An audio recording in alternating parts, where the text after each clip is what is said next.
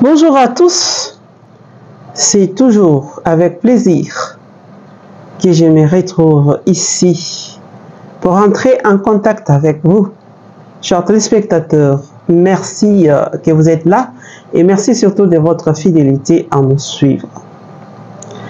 Aujourd'hui, nous allons redonner quelques nouvelles de l'Église.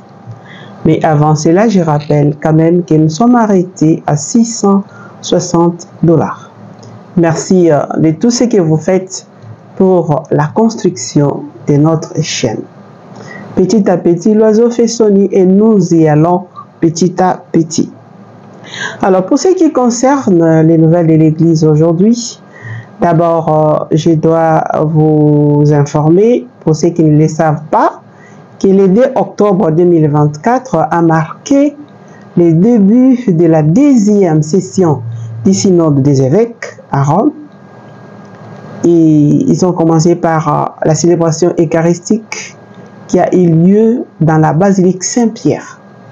Mais juste avant que l'assemblée synodale ne commence, et là c'était les premiers, il y a eu la célébration pénitentielle. Donc, on avait organisé la célébration pénitentielle. Et lors de la célébration pénitentielle, 7 cardinaux ont lu des demandes de pardon, donc élaborées par le pape François, concernant les abus sexuels des immigrants et les victimes de guerre. Et voilà, l'Église déplore tout ce qui s'est passé dans l'histoire. L'humain reste l'humain, qu'est-ce que vous voulez? Et l'Église est là pour protéger les faibles. Voilà pourquoi le pape François nous demande pour la journée du 7 octobre, retenez bien, le 7 octobre, ce sera lundi je crois, le pape nous invite à prier et à jeûner pour la paix dans le monde. Nous les Congolais, nous avons encore vraiment l'intérêt de prier, de jeûner pour notre République démocratique du Congo, toujours en guerre. Quand est-ce que nous pouvons être en paix?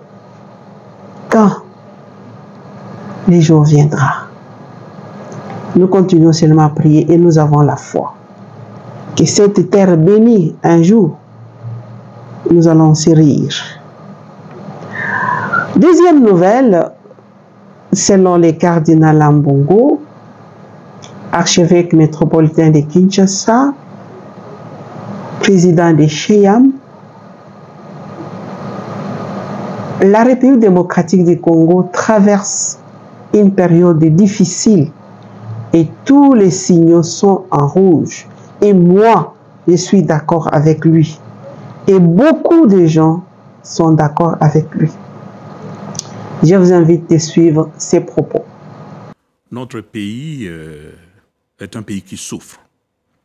Et tous les signaux sont au rouge, surtout pour la vie sociale. Le peuple congolais est dans une situation où il ne sait plus vers quel sens se tourner.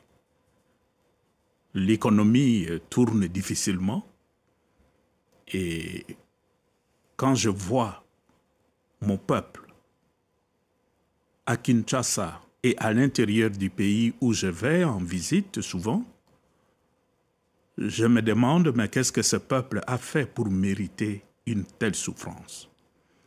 Et ce qui avait été affirmé il y a 6 mois, mais je le maintiens avec la seule différence que les choses ne s'améliorent pas. Nous craignons pour la paix dans la sous-région. Parce que, comme vous le savez, je suis ici à Paris, c'est pour un congrès sur comment imaginer la paix pour le monde et particulièrement pour la sous-région. Nous, en tant qu'Église au Congo, nous travaillons non pas pour envoyer les gens faire la guerre, mais nous travaillons pour l'émergence d'un climat de paix et de convivialité pour tout le peuple qui habite la sous-région des Grands Lacs. En commençant d'abord par le peuple congolais qui souffre. Pour le moment, c'est le peuple qui souffre plus que les autres. Alors, quand devant cet effort que nous faisons, nous parlons avec nos confrères qui sont au Rwanda, au Burundi, notre souci, c'est de rapprocher le peuple, de rapprocher le point de vue. Mais si en face de nous, les dirigeants politiques, ceux qui ont la rêne du pouvoir en main, ne parlent que de la guerre, faire la guerre, ça nous inquiète. Et la conséquence, c'est de milliers de déplacés. C'est de milliers de morts dans la sous-région, notamment au Congo. Alors, face à une situation pareille, nous disons, la solution pour que la paix puisse revenir chez nous dans la sous-région, ce n'est pas de préparer la guerre, mais nous devons préparer la paix. Mais le Nord Kivu et l'Ituri sont dans une situation humanitaire telle que le désengagement de la MONUSCO risquerait d'exposer de milliers de personnes qui n'auraient plus d'assistance humanitaire. Rien que pour ça, sans même parler du volet militaire, pour nous, la MONUSCO doit reconsidérer son calendrier de retrait. La communauté internationale pourrait faire davantage. Et la guerre qui sévit actuellement à l'est de notre pays, il suffirait, je dirais, de la part de la communauté internationale d'une vraie volonté et on mettrait fin à ces conflits que nous sommes en train de vivre depuis 30 ans. Mais je pense que la communauté internationale peut faire davantage. Parlons maintenant d'un nouveau bureau qui a été mis en place pour la pastorale écologique dans l'archidiocèse de Kisangani. Donc, Monseigneur Marcel Otumbi a trouvé bon qu'il faut qu'il y ait un bureau pour la pastorale écologique. Moi, je suis d'accord avec ça. Puisque tel que nous allons avec l'écologie, les changements climatiques, il faut vraiment un bureau de sensibilisation. Nous sommes tous responsables de notre maison commune, de notre planète. Je vous invite tout simplement de suivre cette lecture, ces décrets de l'archidiocèse de Kisangani. Décret portant création du bureau diocésain pour la pastorale écologique et la protection de l'environnement dans l'archidiocèse de Kisangani. Nous, sous-signé Marcel Otumbi Tapa, par la grâce de Dieu et la bienveillance du siège apostolique, archevêque métropolitain de Kisangani. À tous ceux qui liront les présents décrets, salut et bénédiction divine. Conformément à l'enseignement du pape François sur l'écologie intégrale et dans le souci d'aider le peuple de Dieu à s'approprier le message central de l'encyclique Laudato Si en vue de prendre soin de notre maison commune, c'est former une sensibilité et une conscience écologique qui rend capable de protéger l'environnement dans lequel nous vivons. Participer activement au moyen des initiatives et des gestes verts à l'assainissement de leur milieu de vie. Considérons les menaces qui pèsent sur notre écosystème suite au changement climatique et les opportunités qu'offre notre biodiversité. Décrétons. Article 1. Est créé dans l'archidiocèse de Kisangani le bureau diocésain pour la pastorale écologique et la protection de l'environnement. Article 2. Sont nommés membres de ces bureaux pour une année ad experimentum.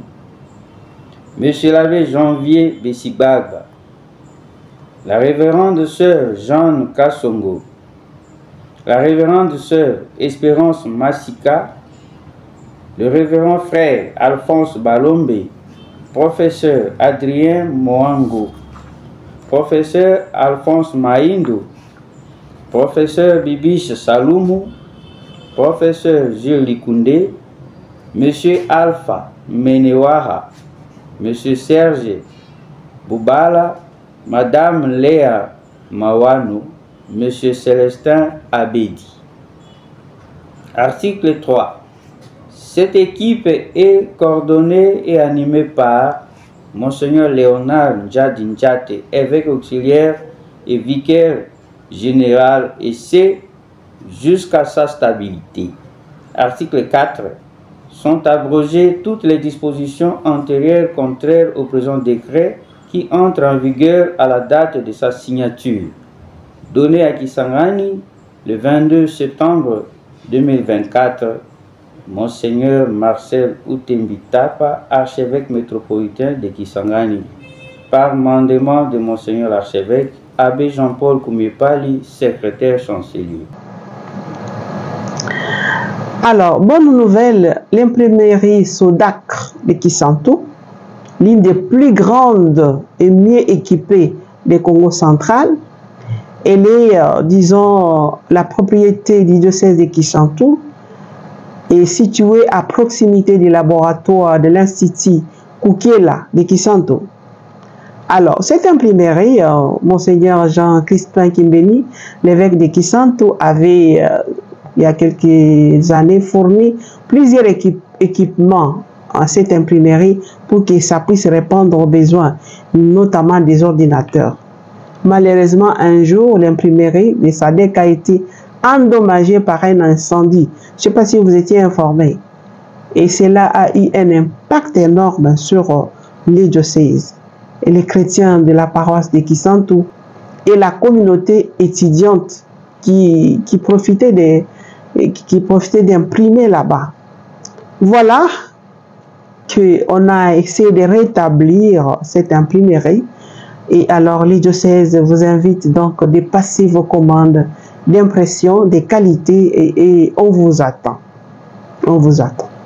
Il faut aller soutenir, aller imprimer là-bas. Nous allons finir avec les propos que j'ai suivis dans les réseaux sociaux. Quelqu'un a accusé les autorités ecclésiastiques de Kinshasa, soit disant que dans les écoles, on a aussi les prix, etc. Je pense que dans cette république ici, il faut qu'on puisse au moins s'asseoir. Certaines choses être vraies dans ce qu'on dit et dans ce qu'on fait. Ça serait l'idéal pour nous les Congolais. Aussi longtemps qu'on ne va pas à la racine de la chose, on reste trop superficiel, on ne va pas résoudre des problèmes. Les problèmes dans cette république ici, il faut aller à la source. Si on payait bien les enseignants, à l'époque de Mobutu, là où l'enseignant était respecté, payez bien les enseignants. On a parlé de la gratuité ici. La gratuité qui est venue même détruire l'enseignement congolais. C'est triste, je n'ai pas envie de parler de ça. Ça me fait très mal. Très mal. Allons-y seulement. Merci. Au revoir. Je suis vraiment triste. C'est cette question-là. Merci. À la prochaine.